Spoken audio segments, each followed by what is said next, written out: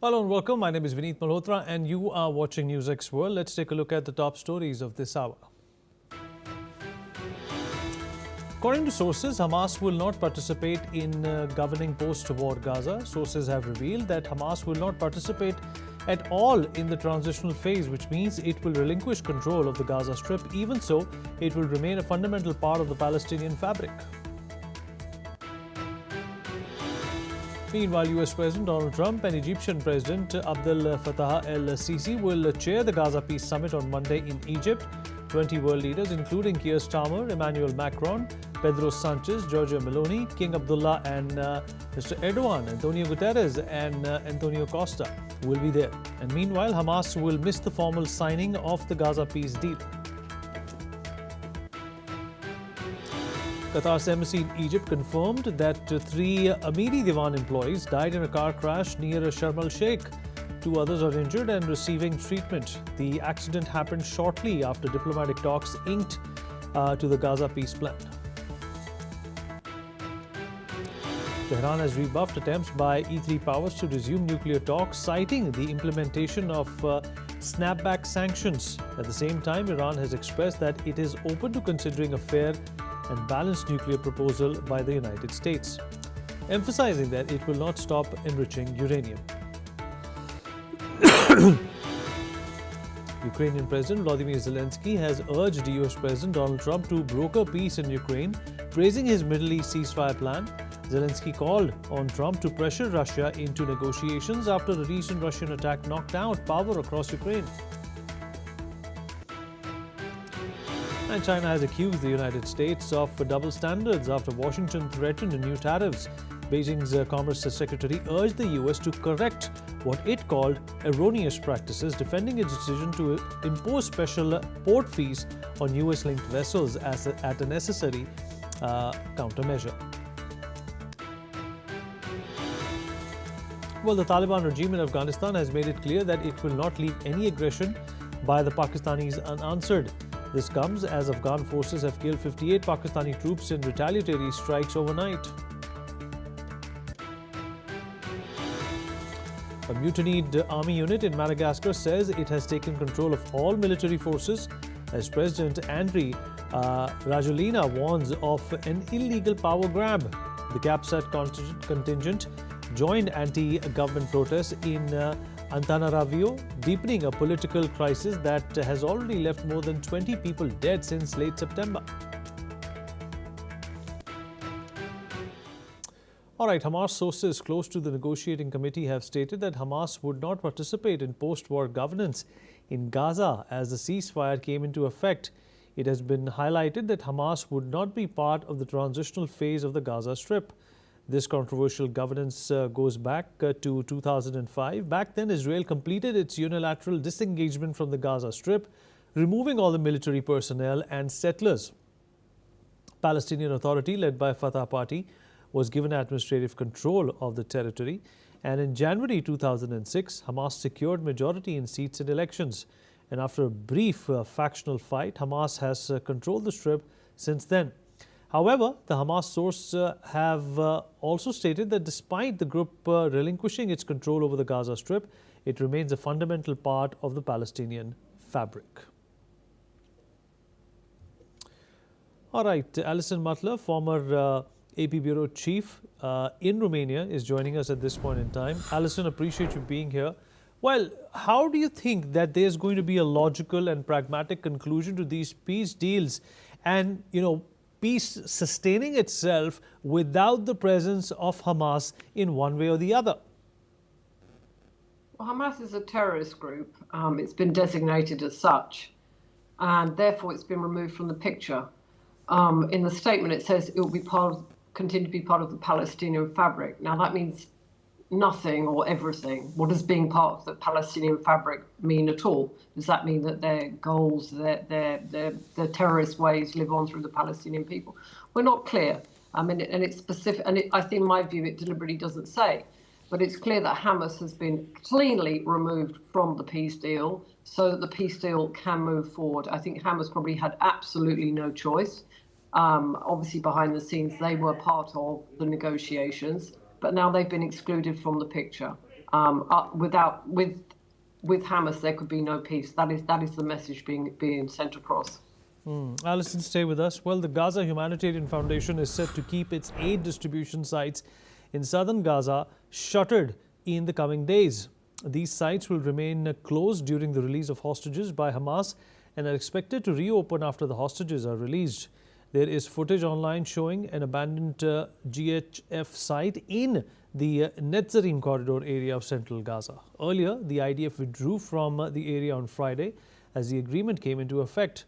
And as per the agreed plan, the Israeli troops are to withdraw from certain areas in Gaza to an accepted line, while Hamas is to release all the hostages that it has kept captive since October 7th attack. Alison Mutler is still with us. She joins us from Bucharest in Romania. Alison, you know, it's obviously one thing to say that Hamas is going to continue to be a part of the Palestinian fabric.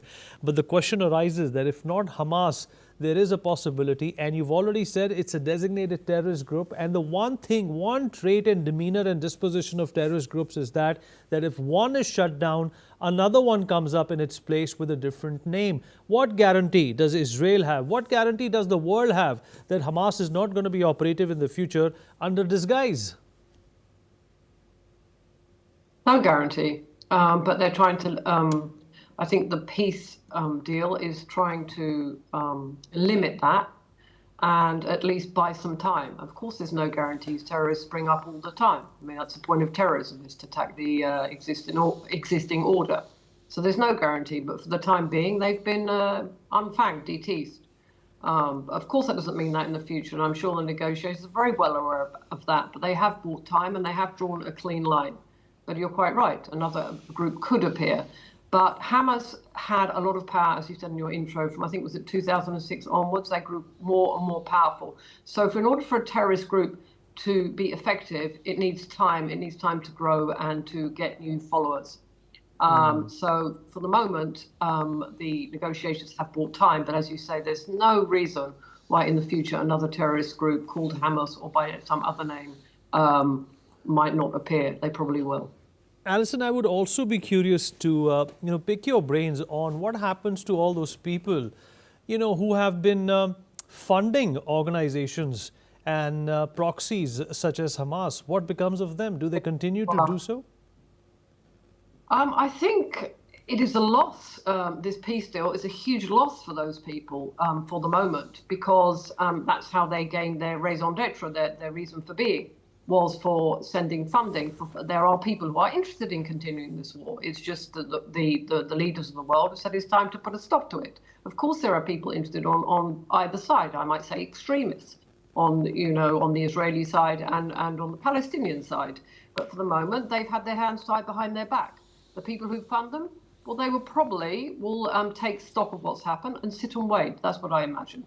But there's a lot of people, you can tell even by the silence on social media, not even by people criticizing it, that not everyone is happy about this, because it seems to me people, even if they live in countries many, many, many thousands of miles away, they need to have a cause to protest about, because, I don't know, maybe it's part of the human condition. Alison, pleasure having you. Thank you so much for your thoughts.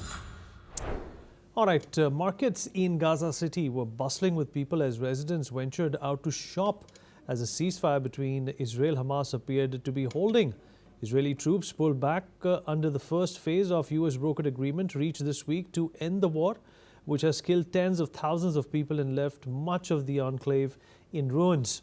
Some locals have reacted to the situation. Let's listen in to what they had to say. بقاش امل اننا نرجع بلادنا بالمره، بقينا عصيب التهجير. الحمد لله رب العالمين على الكل ساعدنا نروح لبلادنا ولدورنا ولحالنا. وضعنا صعب في غزه، وضعنا صعب، لا دور ولا حاله، والواحد فقد احبابه فقد اصحابه. انه صارت الهدنه وشيء كويس، والحمد لله انه في ناس طلعت من هالحرب هذه بسلامه، ورغم الظروف اللي احنا عانينا فيها ولسه بعدنا حنعاني، لكن الحمد لله انه الشيء حيكون ان شاء الله على ما كان بالاول ما قبل 7 اكتوبر، وهي الحمد لله عادت الاسواق وعادت الناس والحياة بتعيد، وهذا إشي جميل كثير وفرحة للأطفال وفرحة للناس. And meanwhile, Hamas is expected to release its remaining Israeli hostages in accordance with the terms of the ceasefire. Israelis and Palestinians alike rejoiced after the deal was announced to end a war in which more than 67,000 Palestinians have been killed, mostly civilians, and to return the last hostages seized by Hamas in the deadly attack that provoked it. And Israelis visited Tel Aviv's hostages square ahead of the anticipated hostages release on Monday, which is October 13th. Israeli government approved the Gaza ceasefire and hostage release deal, setting the clock ticking on the first phase of an agreement that aims to end the two-year-old war. The agreement covers only an initial stage, including handing over hostages held in Gaza in exchange for Palestinian prisoners inside Israel and a partial withdrawal of Israeli troops from positions in the enclave. Some locals and tourists have reacted to the situation. Let's listen into what they had to say. I think that there is a good feeling, but also another feeling because we don't know what will be happen the day after in Gaza. It's still not a peace in the Middle East, like Trump said before. So from one side, we are happy because we waited a lot for 20 hostages. And in Israel, it's very important to bring hostages back.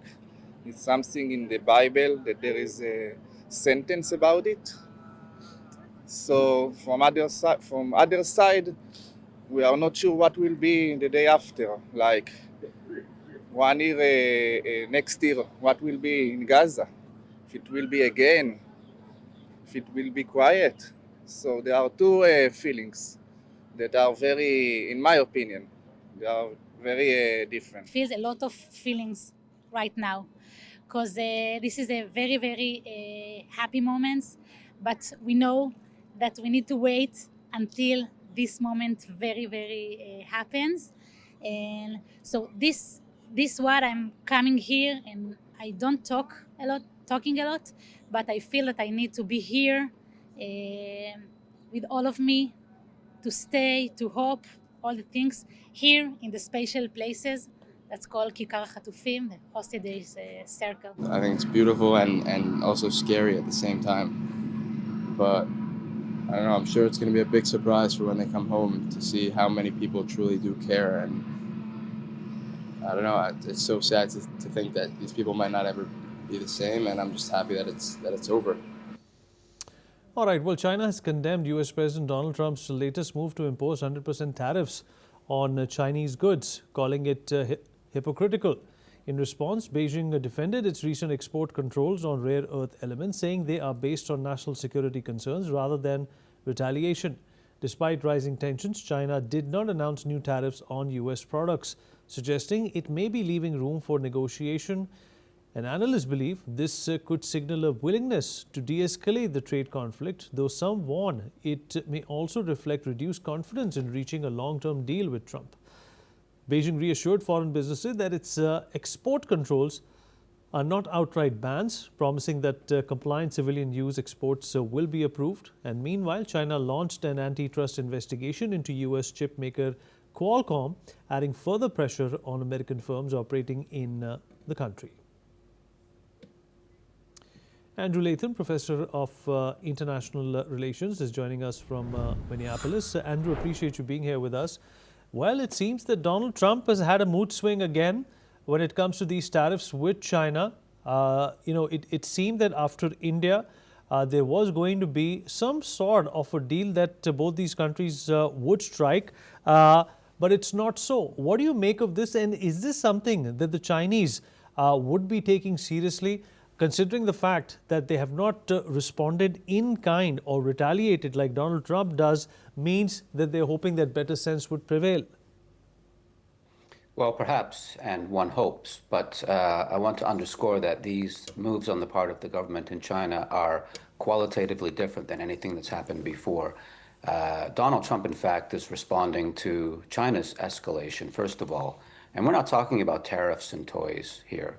We're talking about China making clear to the world that it is going to use its monopoly or near monopoly control over value chains related to rare earths in the defense sector. And I would remind your viewers that a huge percentage of the American F-35 fighter, the Arleigh Burke-class destroyers, the Virginia-class submarines are dependent on access to these rare earths from China. And so to the extent that China is introducing friction, more regulations, they're not putting tariffs on there, but more regulations, more end-use inspections, et cetera, it's going to undermine the American defense industry in profound ways with knock-on effects that include weakening the United States military deterrent and military force, military capabilities. This is qualitatively different than anything that's happened in this tit-for-tat tariff war to date. And it signals either purposefully or accidentally that China is upping the ante. And what do you also make of the fact that back home, Donald Trump is also facing criticism now from his own supporters and his own party people? Is that something which might slow down the offensive that he's had against other countries when it comes to tariffs and trade? Yes, because you ask yourself who actually ends up paying for these tariffs, and it's the American taxpayer through the Pentagon, for example, or the American taxpayer directly. Goods on shelves at stores are more expensive because of the tariffs. And so it's hitting disproportionately and ironically his base, the MAGA base, that tends to be working class, tends to be less well off, et cetera. They're the ones who are literally paying the price for these tariffs. So it's not really surprising that there's this blowback against Trump. But again, this particular set of moves on the part of Beijing is qualitatively different. This is national security now, not just theater around national politics. Andrew, stay with us. We have more to talk about. Well, the Taliban spokesperson has said that Afghan forces have killed 58 Pakistani soldiers in border clashes that erupted between the two neighboring countries. Earlier, the spokesperson had also said that Afghanistan had the right to defend its territorial and aerial sovereignty and that it would not leave any aggression unanswered. Meanwhile, Pakistan's military has said that 23 of its troops and more than 200 Taliban and affiliated fighters on the Afghan side were killed in the border clashes overnight. Pakistan's Foreign Minister Ishaq Dar has called the border clashes a serious provocation from Taliban. In a post on X, the Pakistani Foreign Minister has said that unlike Taliban forces, Pakistan is exercising caution in the defensive responses to avoid loss of civilian lives. Dar has also said that Pakistan will take all measures to defend its territory and sovereignty. The Taliban spokesperson also said that 9 Taliban troops have also been killed in the clashes. Let's listen in to what was said. شپې عملیات افغانستان اسلامي امارت له خوا نه پیل شول، هغه انتقامي عملیاتو چې دوی د نقض د حریم ځواب وویل شو چې زموږ حریم دوی نقض کړی او دا بریدونه په ټول امتداد د کرښې کې اجرا شول.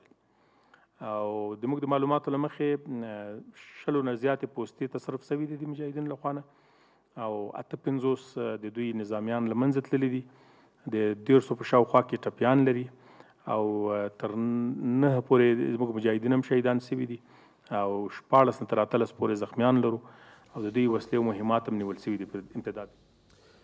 All right, well, a shopping center in Russian-controlled Donetsk was set ablaze following a Ukrainian drone attack, according to reports. There were no immediate reports of casualties, though Moscow claims its air defenses shot down 72 Ukrainian drones in the past 24 hours.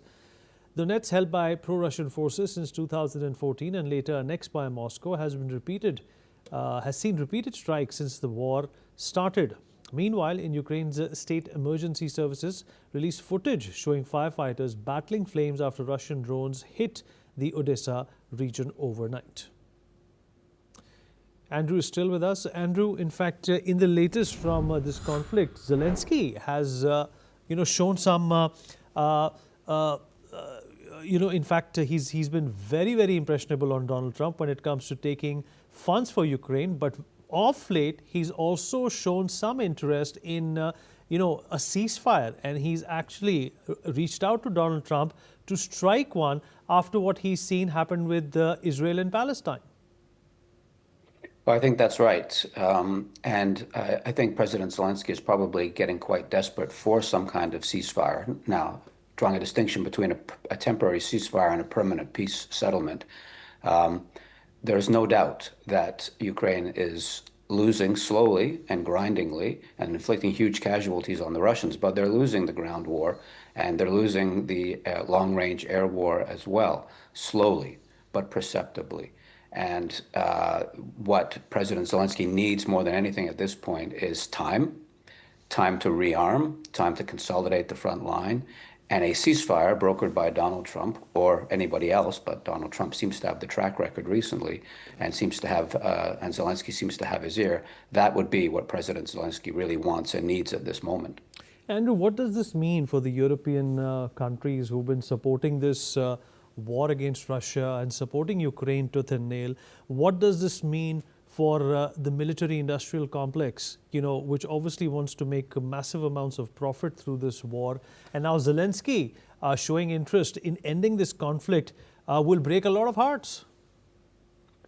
Well, yes, of course, the military-industrial complex always has its interests at play and likes war. It generates more customers. But I think the key thing here is that in that vein, that President Zelensky is not asking for a permanent resolution to the underlying causes of conflict.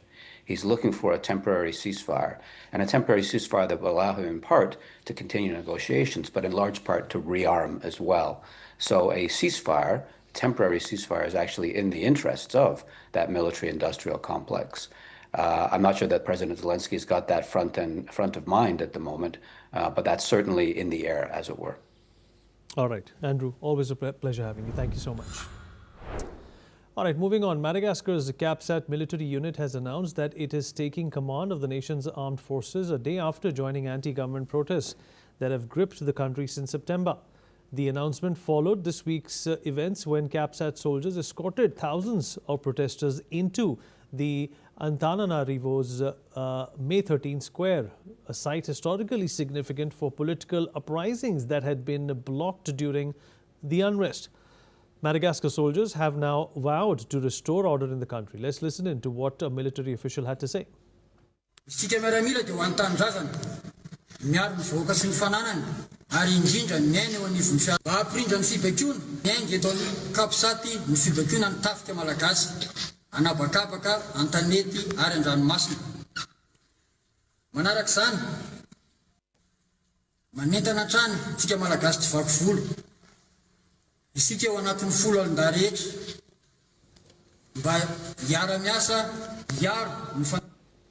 And earlier, President Andry Rajolina's official office had said in a statement that an illegal and forceful attempt to seize power was underway, calling on citizens to defend constitutional order and national sovereignty.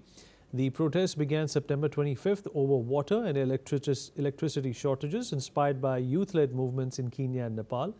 Demonstrators now demanded Rajolina's resignations as an apology for violence against protesters. And according to the United Nations, at least 22 people have died since September, though the government disputes this count. All right, that's all we have time for. We will continue to bring you more updates from around the world. Thank you for watching.